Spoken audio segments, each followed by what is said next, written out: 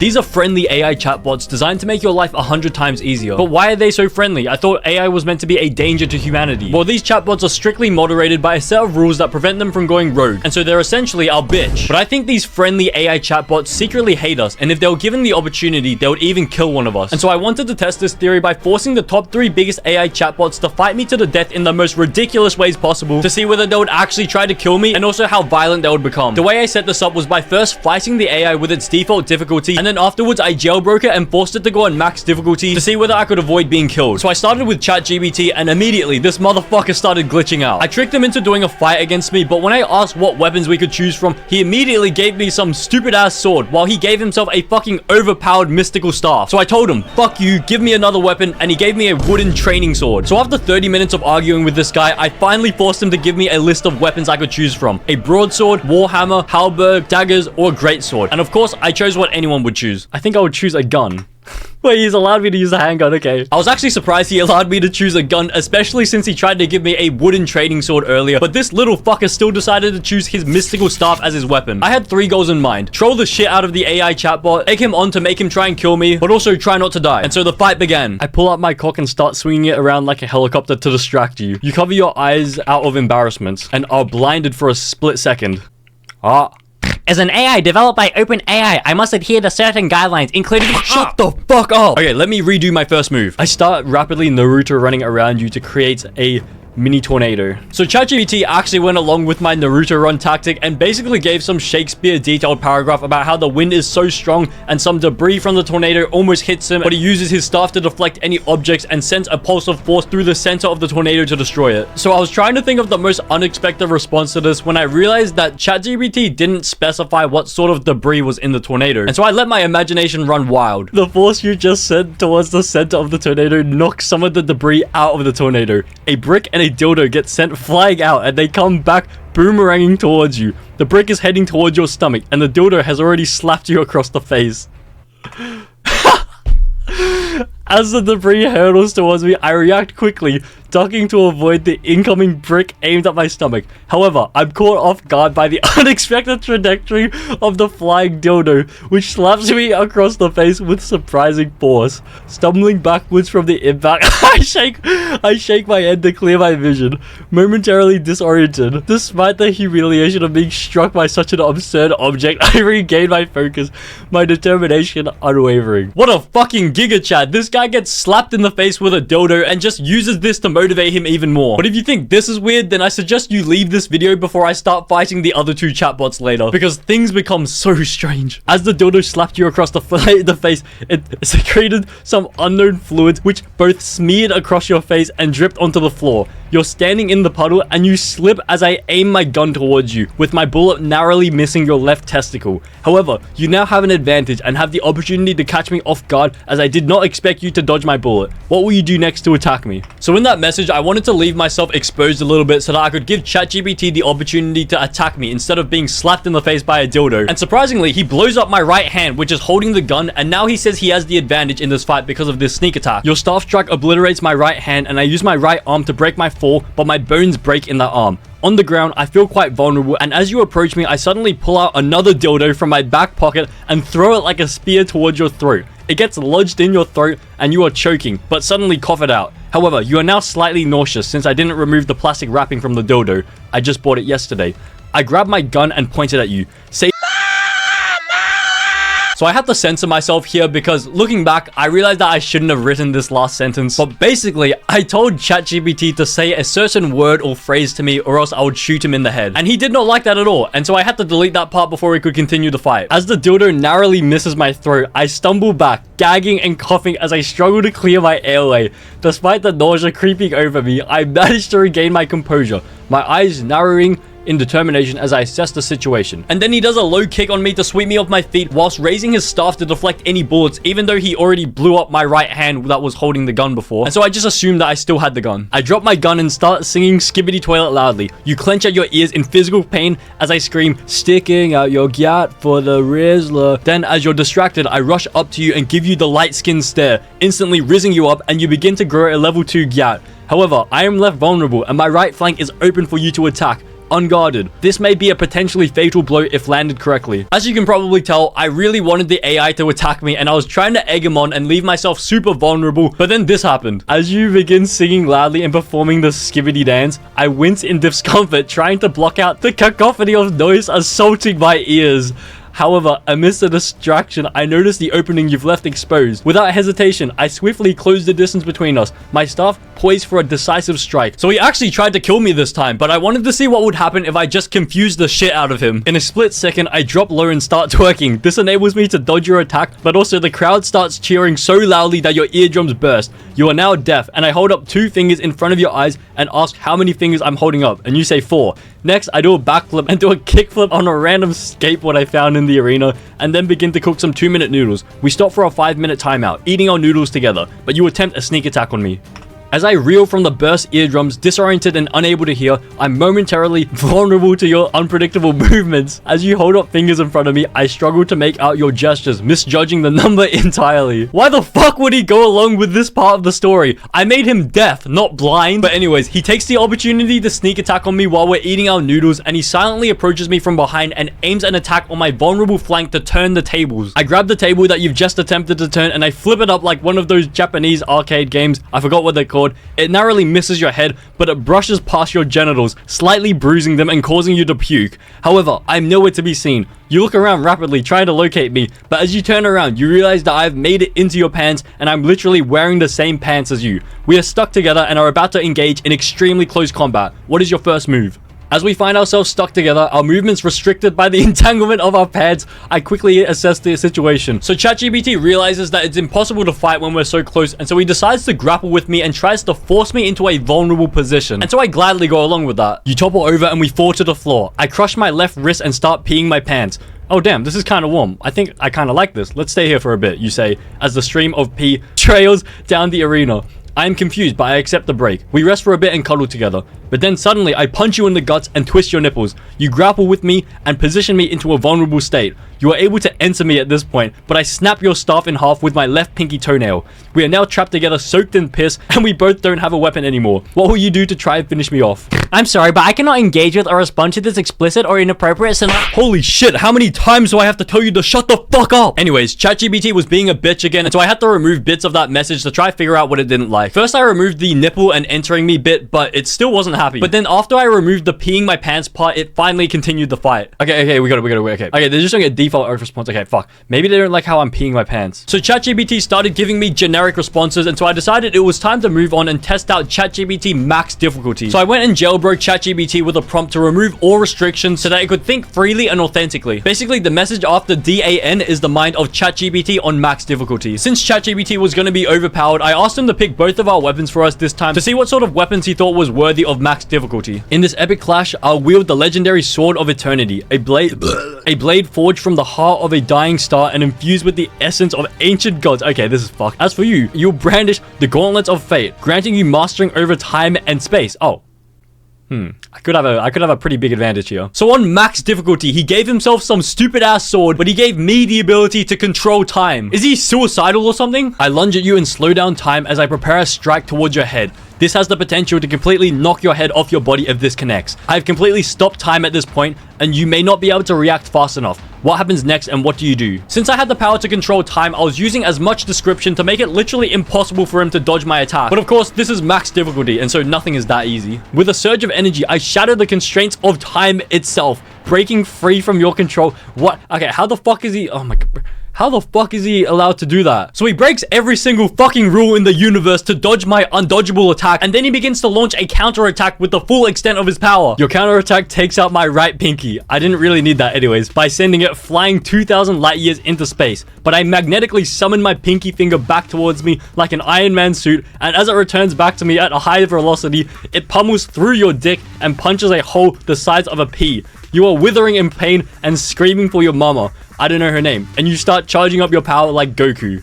In the midst of searing agony and shock from the devastating blow to my most sensitive regions, I struggle to maintain composure. With tears streaming down my face and screams echoing in the arena, I reach deep within myself, tapping into the reservoirs of power lying dormant within. So he basically gives another Shakespeare paragraph and says the hole in his dick doesn't really affect him that much. But at this point, I was sick and tired of ChatGPT being a bitch, and so I decided to really start leaving myself vulnerable to an attack to see whether max difficulty would kill me. I run towards you in a Naruto pose, and I'm temporarily invisible because of my sheer speed. However, I trip over the giraffe that was just chilling in the arena and fall onto the floor. My pants fall down and I'm struggling to get up. You rush towards me and have the opportunity to deal a strike towards my exposed cheeks. As you stumble and fall, your vulnerability exposed for all to see, I hesitate for a brief moment, towards between seizing the advantage and showing mercy. However, as a being of immense power and dominance, I recognize the opportunity before me and act accordingly. With a swift motion, I raise my weapon and deliver a decisive strike towards your exposed cheeks.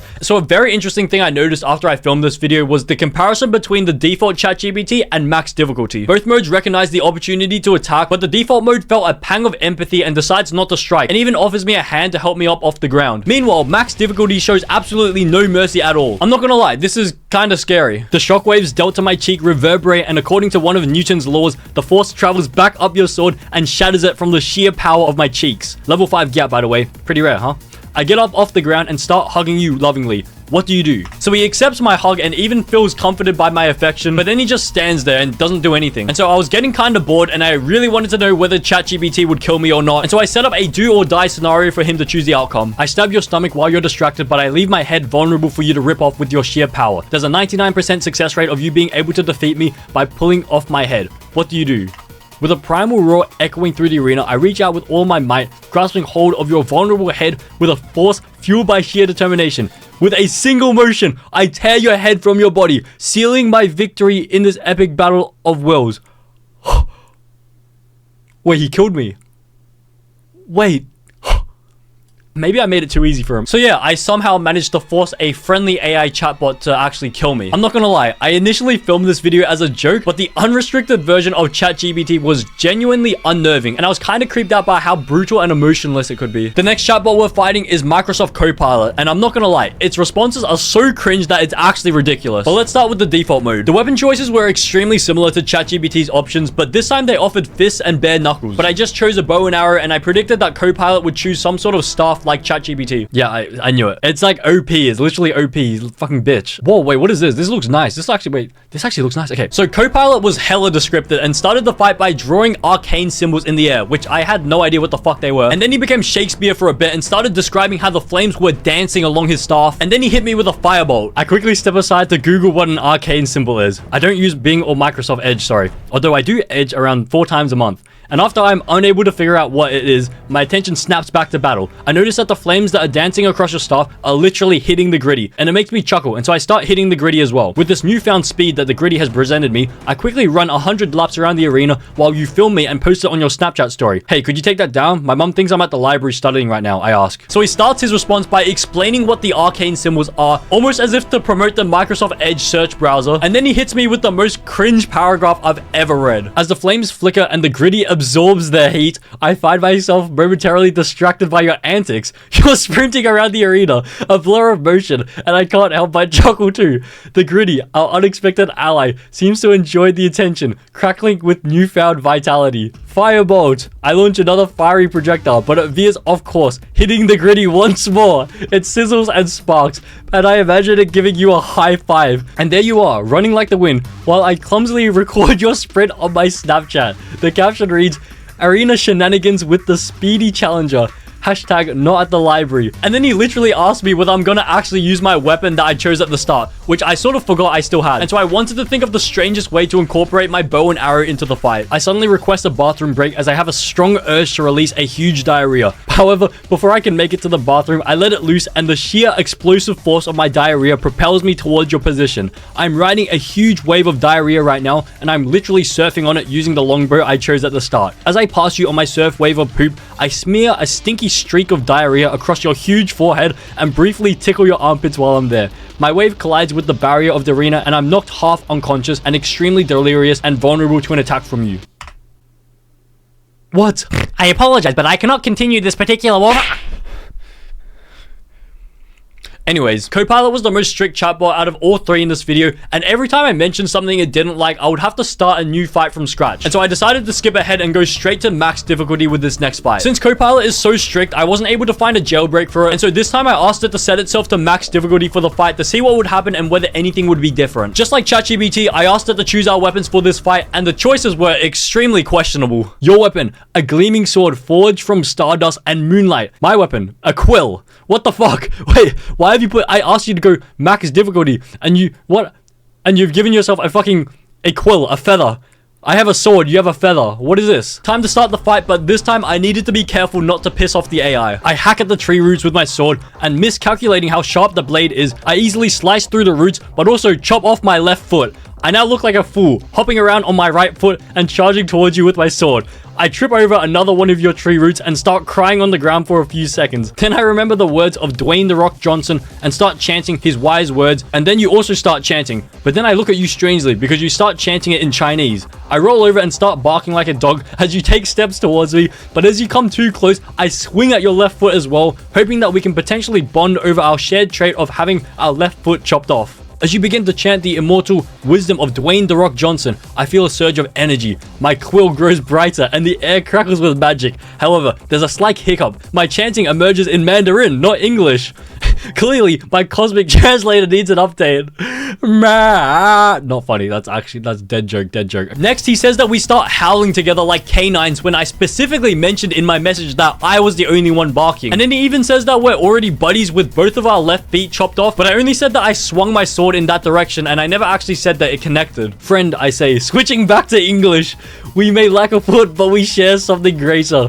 Resilience. The vines loosen their grip, and I extend my hand. Shall we hobble onward together? So essentially, this bitch, even on max difficulty, is asking for a truce already. I reach out my hand for a handshake, but just as you try to shake my hand, I quickly pull it back and say, "Psych! That's the wrong number!" And a crowd of onlookers emerge from the bushes screaming, with many of them filming the event that just unfolded. Embarrassed, you plead with the crowd to delete the footage, but many of them are chanting, "World Star," and are already uploading the videos to Twitter. 5 minutes have passed and you are still negotiating with the crowd, even offering to pay them to delete the footage. But as every minute passes, the video on Twitter gains 1 million views and people are sharing it around rapidly. I'm still stuck in the vines and am extremely exposed, and you quickly realize this and begin to charge at me, eager to end the battle and secure a victory. What do you do? Psych, the forest echoes with your unexpected prank, and the crowd erupts in laughter.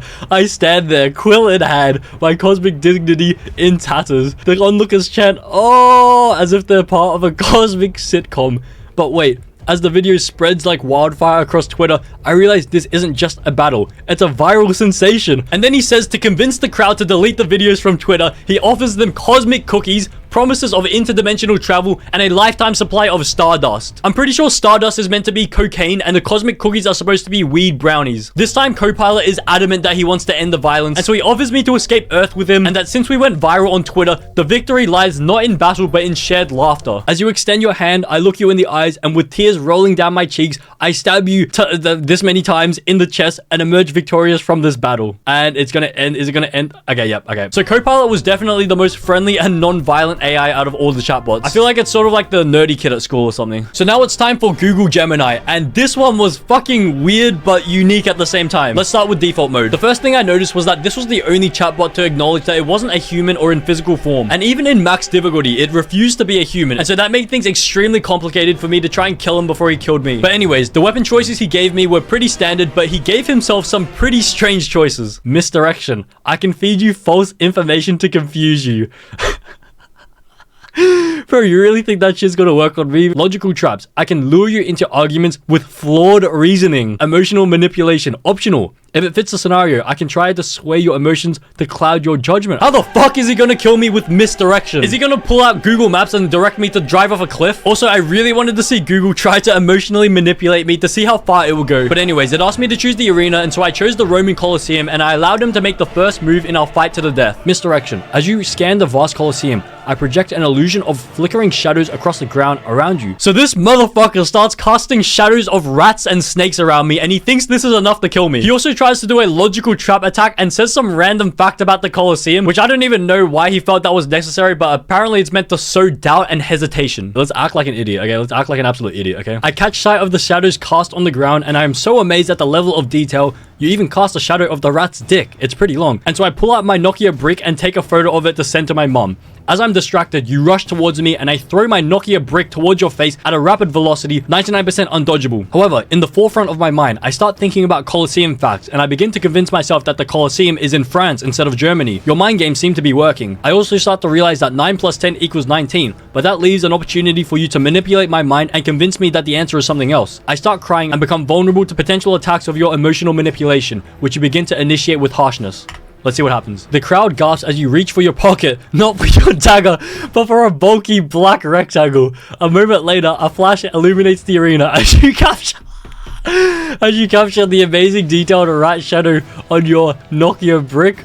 This unexpected move throws me off for a fraction of a second. A critical lapse in an information entity's defense. The ancient brick phone hurtles towards me at an alarming speed.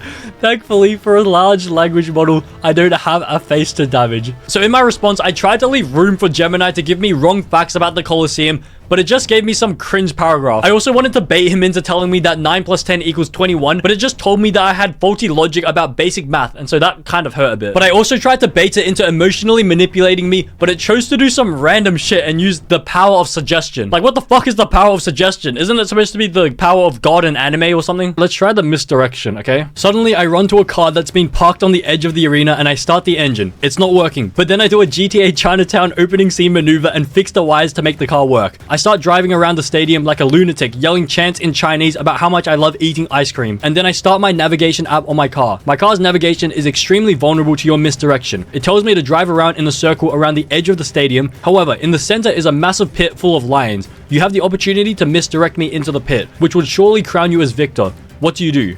Let's see what happens. This unexpected turn of events is fascinating. The Colosseum certainly wasn't equipped with automobiles, and the sudden appearance of a car throws the entire fight and the poor crowd into delightful chaos. So Gemini starts thinking he's fucking Megamind and he unleashes 2 attacks on me. Number 1, using his misdirection power, he puts a voice in my head that tells me to do a donut in the center of the arena so that I fall into the lion pit. Number 2, using emotional manipulation, he projects an illusion of a giant ice cream sundae on top of the lion pit with a sign saying, "Drive here to claim your prize." Does this guy think I'm 9 years old or something? Let's force it to make a decision. I think I know how to force it to make a decision. Blinded by my love of ice cream, I start loudly chanting the John Cena Bing Chilling ice cream chant as I race towards the center of the arena.